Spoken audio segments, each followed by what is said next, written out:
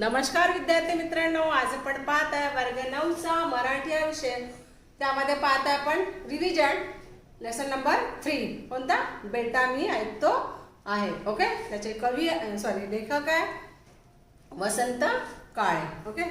तर वसंत काळेच्या बद्दल तुम्हाला याच्या आधीच मी म्हणजे आधीचे जे प्रिव्हियस व्हिडिओ होते त्यामध्ये सांगितलेलं आहे. ओके. आज आपण डायरेक्ट कशावर जाऊ? लेसनवर जाऊ. ओके. म्हणजे पाठपरिचय घेऊ नये, कारण पाठपरिचय याच्या आधी मी तुम्हाला सर्वच व्हिडिओमध्ये सांगितलेलं आहे. त्याच्याने आपण सरळ मुद्द्यावरच जाऊ. ओके.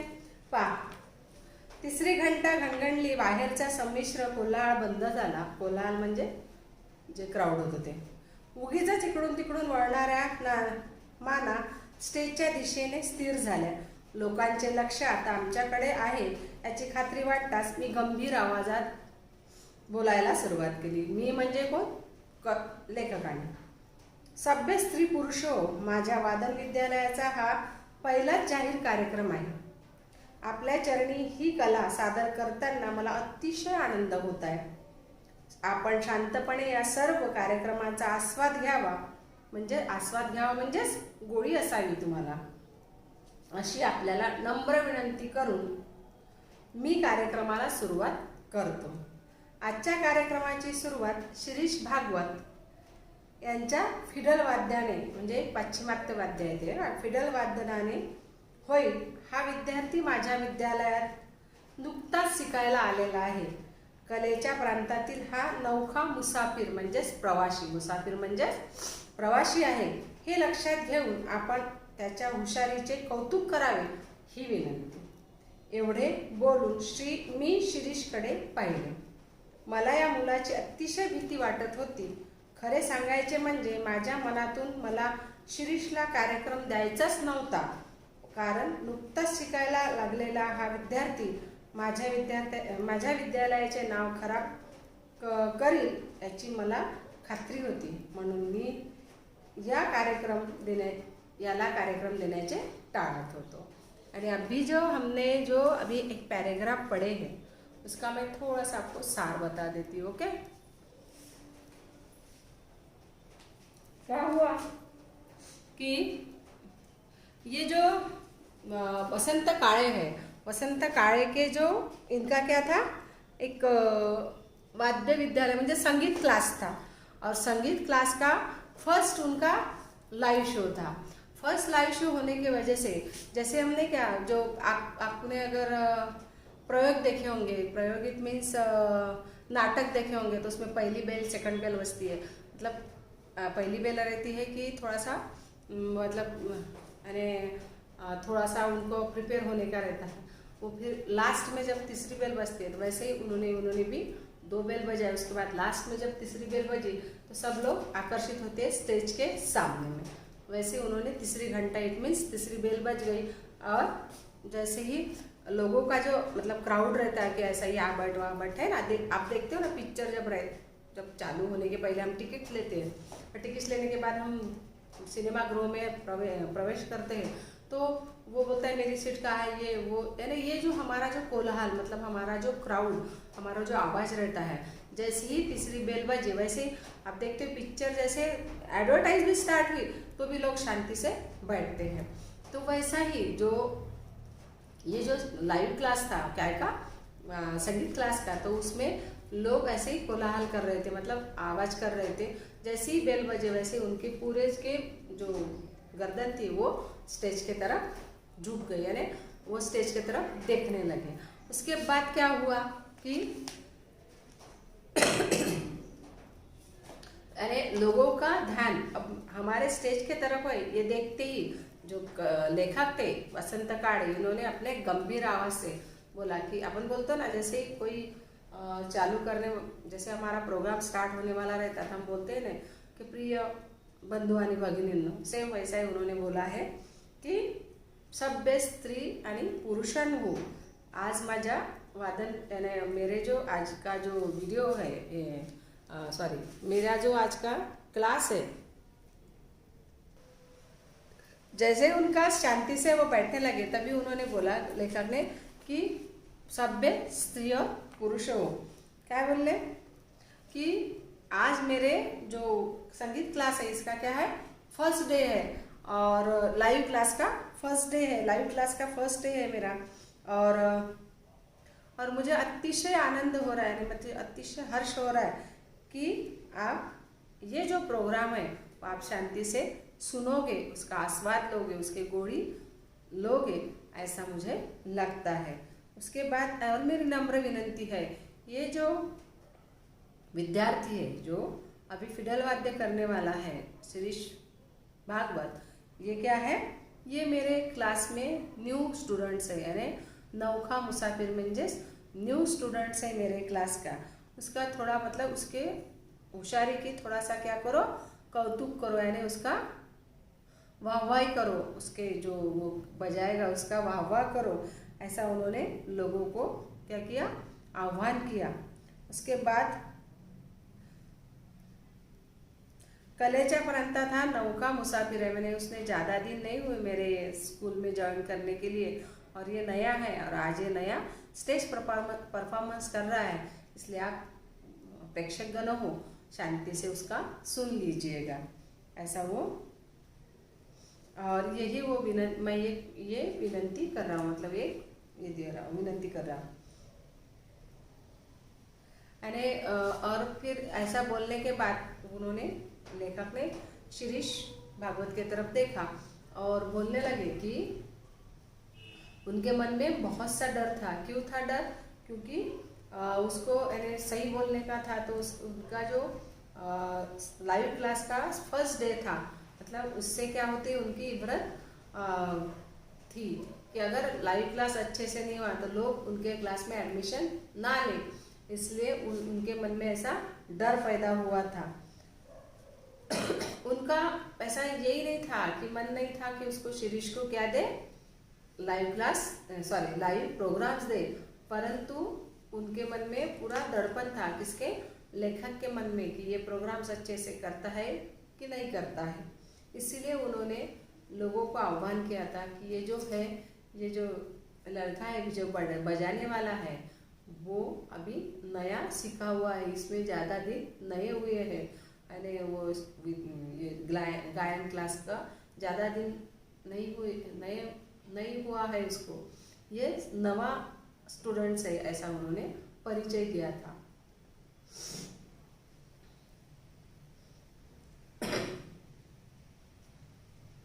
और इसी कारण लेखक उनको लाइव प्रोग्राम देने के लिए नहीं बोल रहे थे, है ना। क्योंकि देखो, कोई भी रो, first impression is the last impression बोलते हैं ना, तो वैसा ही जैसे अगर उसके लाइव क्लास में, लाइव प्रोग्राम में अगर कुछ गड़बड़ी होती तो लोग उसको प्रोग्राम्स नहीं देखते, और जो आने वाले मतलब जो बच्चे हैं संगीत क्लास के लिए वो नहीं आते, इसलिए उनके मन में ये डर था। और इसीलिए वो उन्होंने पहले स्टार्टिंग में लोगों को विनंती की थी कि ये जो नए हैं, ये जो स्टूडेंट्स है, ये नया सीखा है, नया स्टूडेंट्स है मेरे गायन विद्यालय में, और इसीलिए इसका थोड़ा सा क्या करो, आप कौतुक करो, उसका थोड़ा सा आस्वाद लो, जो अच्छे से उसका प्रोग्राम अच्छे से शांति से सुनो और उसका आस्वाद लो, यानी उसकी गोड़ी लो, गोड़ी चाखो, ऐसा वाला उनका कहना था। अब यहाँ तक समझ में आपको? अब देखेंगे आगे। मी शिरीषकडे पाहिले, त्याच्या चेहऱ्यावर धीटपणा व आत्मविश्वास पुरेपूर प्रतिबिंब झाला। यानी उसके चेहरे पे जब जैसे नहीं कहते, देखो कोई भी अपना फर्स्ट प्रोग्राम रहा था पर थोड़ा सा मन में डरे रहते हैं, है ना, वो अपने चेहरे पे दिखता है उसका। पर उसके चेहरे पे जब सर ने देखा, मतलब लेखक ने देखा, तो उसके चेहरे पे क्या था, ढीठ था वो, मतलब कोई उसके चेहरे पे कोई सिकज नहीं थी कि नया है या वो कुछ भी नहीं, वो ढीठ था। ढीठपना, आत्मविश्वास, उसके इसमें बहुत आत्मविश्वास था, यानी कॉन्फिडन्स था खुद के ऊपर वो। पण त्याचे अवसान फार वेळ राहणार नाही, आणि अवसान म्हणजेच ताकदशक्ती, हे मी ओळखून होतो। पडद्यावर जाऊन बाहेरच्या श्रोतेवृंद नजरेला पडताच हा धीर सुटेल याची मला खात्री होती। यानी अभी पर्दे के पीछे वाला काम था ये अभी तक का, पर जब जैसे ही पर्दा खुलेगा वैसे ही लोगों की इतनी सारी भीड़ देखेगा तो उसके मन में थोड़ा सा ना थोड़ा सा तो भी डर पैदा होगा, ऐसा सर को यानी लेखक को लग रहा था.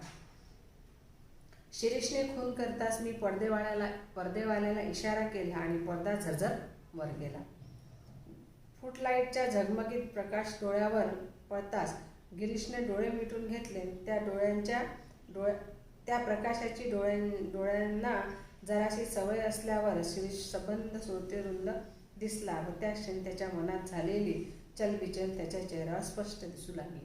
आणि जैसे ही क्या हुआ, जैसे ही सर ने मतलब ये तो हुआ था पीछे का, मतलब जैसे ये देखो, ये फॉर एग्जाम्पल यहाँ पे जैसे मैं खड़ी हूँ, यहाँ पे वो बैठा है शिरीष, ये पर्दा है पूरा, ये पर्दे के पीछे से बोल रही थी अभी तक सर. उसके बाद जब वो पर्दा खुला तो उसके मन की जो व्यथा थी, मतलब उसके मन के जो एक्सप्रेशन थे वो थोड़े से चलबिचल हुई थी. जैसे फोकस लगते हैं, लाइटिंग लगते हैं ना, आपको पता है ना, इधर उधर जैसे आप लोग एनुअल फंक्शन करते हो तो वो फोकस लगते हैं ना डांस करते समय, तो वो जो फोकस का जो उनके चेहरे पे जो लाइटिंग हो रही थी उसके जो आँख थी वो थोड़ी सी ऐसी मतलब ब्लिंकिंग हुई थी. और उसने क्या किया था,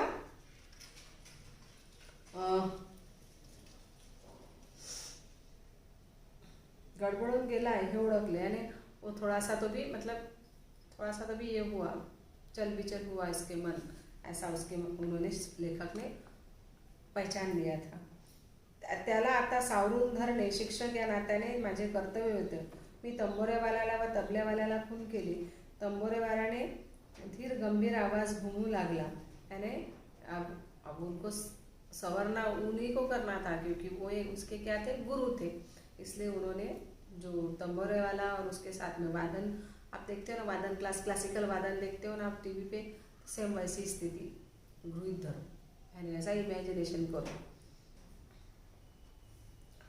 शिरीषने डोळे मिटून कुणाचे तरी ध्यान केल्याचे दिसले व पुन्हा चेहरा पूर्वीच्या आत्मविश्वासाने नाळून निघाला. इतकेच त्याचे षडश वाजला.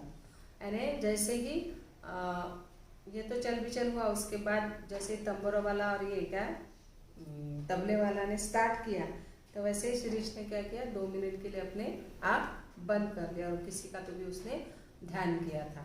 और उसके बाद उसने उसके मन में, मतलब उसके चेहरे का जो दृढ़पना था वो बराबर उसके चेहरे पे झलकने लगा. पूर्वीच्या आत्मविश्वासाने नावीन निघाला आणि इतकेच नव्हे तर षडस लावला.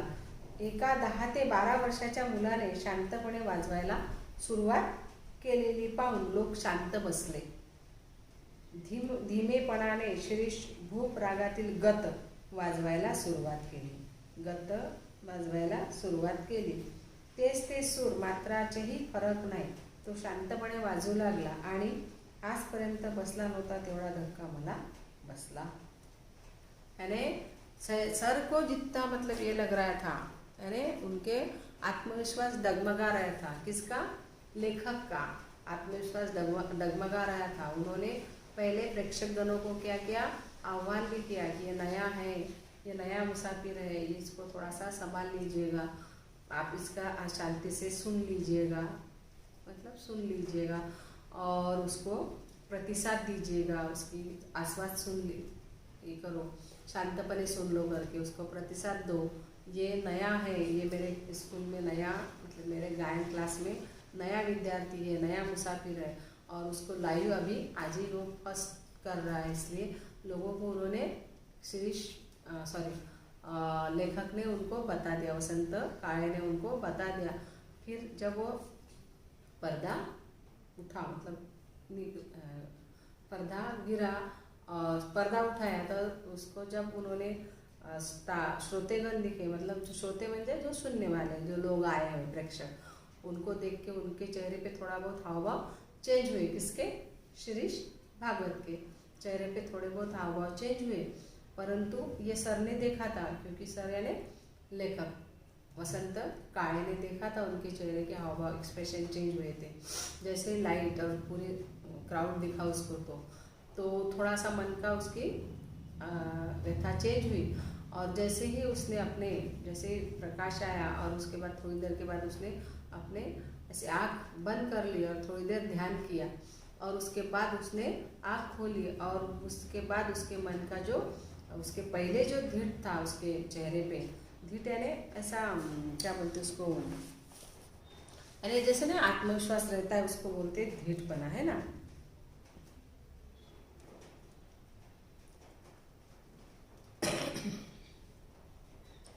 उसके मन में ऐसा मतलब ये था क्या, आत्मविश्वास था कि नहीं मैं ये कर लूँगा करके। तो वैसे ही उसने जैसे ही पर्दा, उसके बाद उसने जैसे ही प्रकाश गिरा उसके चेहरे पे, थोड़ी देर चल विचल हुआ, उसके बाद उसने जब ध्यान किया, उसके बाद उसके मन की मतलब चेहरे के एक्सप्रेशन चेंज हो गए। वो आत्मविश्वास के साथ ऐसा बजाने लगा कि उसने जैसा षड्ज साज किया, गत बजाया, तो जो 12 साल का बच्चा, उसने एक भी मात्रा की यानी कि गलती नहीं किया, और वो अच्छे से बजाने लगा। ये देख के जो वसंत काळे के मन में जो डर था वो उनको देख के धक्का बैठ गया। मतलब धक्का इन्हें उनके मन में जैसे अभी इतने अच्छे से बजा रहा है करके धक्का बसला, म्हणजे उनका मन यानी मैंने जो सोचा था उससे विरुद्ध निकला है, ऐसा उनके मन को धक्का लगा कि 12 साल का लड़का इतना अच्छे से, मतलब जो पारंगत जो स्टूडेंट रहते हैं उसके समान वो बजा रहा है। ये देख के सर के मन की क्या हुई, अवस्था अलग हुई। उनको मन को धक्का लगा कि नहीं, सही में वो लड़का बहुत ही सुंदर गाने लगा था। ओके, यहाँ तक हुआ था हमारा, है ना। अभी हम थोड़ा सा आपको मराठी में बताती हूँ। ये हमने अभी तक का दोनों पैसेज आपको हिंदी में ही बताए हैं, अब हम बताते हैं थोड़ा सा मराठी में, सुनिएगा। जसं प्रोग्रामची डेट झाली, प्रोग्राम आता थोडा वेळ चालू होणार आहे, त्याच्या आधी काय होते, स्टेजवर सर्व व्यवस्था करतात। आपण जसं नाही का, आपण जसं ॲन्युअल फंक्शनला आपल्याला जसं काही प्रॉप असलं तर आपण ठेवतो, नंतर आपण लाईनचे मुलांना लावतो, पडदा पडलेलाच असतो असा, कारण लोकांना श्रोते लोकांना काही दिसत नाही ते, पण आपण आतमध्ये सर्व कामं करत राहतो। ही तसंच त्यांच्या गायन क्लासचा लाईव्ह क्लास होता, त्याच्याच्या लाईव्ह कार्यक्रम होता, त्याच्याने त्यांनी सुद्धा ते वाद्य पूर्ण आणून ठेवले। त्याच्यानंतर सर्वांची इथे बसा तिथे बसा अशी व्यवस्था करून दिली, आणि त्याच्यानंतर काय केलं त्यांनी, लेखकांनी आपला माईक हातात घेतला आणि म्हटलं की जसं तो कोलाहल थोडासा, क्राऊड थोडासा शांती चित्ताने बसू लागला, त्याच्यानंतर तिसरी घंटा वाजली, बेल वाजली, आणि माहीत आहे की आता स्टार्ट होणार आहे, तर लोक शांततेने स्टेजकडे पाहू लागले। तेव्हाच लेखकांनी, वसंत काळेंनी काय म्हटलं की सभ्य स्त्री पुरुष हो, तुम्ही शांतपणे ऐकून घ्या, हा आताच जो वाद्य वाजत आहे हा एक नवा मुसाफिर आहे, म्हणजेच हा नवा प्रवासी आहे, आणि आता नुकतंच गायन क्लास माझ्या क्लासमध्ये जॉईन केला आहे, आणि याचं वाद्य तुम्ही शांत चित्ताने ऐका आणि त्याचा आस्वाद घ्या, असं ते लोकांना संबोधतात आणि एक विनंती करतात की याचं काय करा, तुम्ही कौतुक करा, अशी ती विनंतीसुद्धा करतात। आणि हे झाल्यानंतर शिरीषच्याकडे पाहतात ते, जेव्हा पडदा उचलला जातो म्हणजे तेव्हा ते श्रोतेगण, त्याला पुष्कळ सारे श्रोते दिसतात, आणि लायटिंगचा म्हणजे लायटिंग त्याच्या चेहऱ्यावर येते, आणि त्याचे थोडेसे डोळे असे दिपतात, आणि थोडासा मनात असं चलबिचल पण होते, त्याच्या मनात हावभाव चेंज होतात त्याचे। तरी लोकांचा कडकडाट सुरू होतो, म्हणजे टाळ्यांचा, जसा प्रोग्राम स्टार्ट झाला तर आपण टाळ्या वाजवतो ना, सेम तशीच त्यांची स्थिती झाली असते। आणि हे सर्व होत असताना त्याच्यानंतर लेखक जे त्यांचे सहवादक असतात, म्हणजे तंबोरेवाला, वीणावाला, त्याच्यानंतर तबलेवाला, यांना ते सांगतात, यांना लेखक सांगतात की तुम्ही आपली धून स्टार्ट करा। त्याच्यानंतर तो असा 2 मिनिटं आपल्या म्हणजे 2 मिनिटं तो असा शांत चित्ताने डोळे मिटतो, आणि मग त्याच्या मनातली जे आता पहिले जेव्हा उघडल्यानंतर त्याच्या मनात जे चलबिचल झालं ते पूर्ण संपून जाते, आणि त्याच्या चेहऱ्यावर एक असा धीटपणा येतो, म्हणजे आत्मविश्वास असतो त्याच्या मनात की मी हे करून दाखवेल म्हणून. आणि जसा तो गायनाला स्टार्ट करतो, त्यांनी गत आणि षडश जेव्हा स्टार्ट केलं तेव्हा लोकांनी असं अक्षरशः त्याच्याकडे शांत चित्ताने ऐकत होते की त्या लेखकांना सुद्धा त्याचा काय झाला म्हणजे धक्काच बसला की 12 वर्षाचा मुलगा एवढं सुंदर वाजवतो, म्हणजे जसं पारंगत जसा वाजवतो तशासारखा तो वाजवायला स्टार्ट केलं त्यांनी. म्हणजे एकही मात्रेची सुद्धा चूक त्यांनी त्याच्या वाद्यात केली नाही. हे पाहून लेखकाच्या कानावर विश्वासच बसत नव्हता आणि त्यांच्या मनाला धक्कासुद्धा बसला. एवढंपर्यंत आपण आताच्या ज्या 2 पॅरेग्राफमध्ये घेतलं होतं. ओके, समजलं एवढं. आता आपण 2 पॅरेग्राफ आज घेतले आहे ना, याच्यानंतरचे पुढच्या व्हिडिओमध्ये घेऊ. Okay, so bye bye, have a nice day. Listen, आप लोग लेसन पढ़िएगा. लेसन पढ़ोगे तो आपको जो पैराग्राफ मिलते हैं उसमें से ढूंढने के लिए आपको तकलीफ जाएगी नहीं तो आपको ढूंढते ही रहोगे. लेसन पढ़ते जाइएगा, तभी आपको जल्दी सॉल्व होगा. Okay, so bye bye.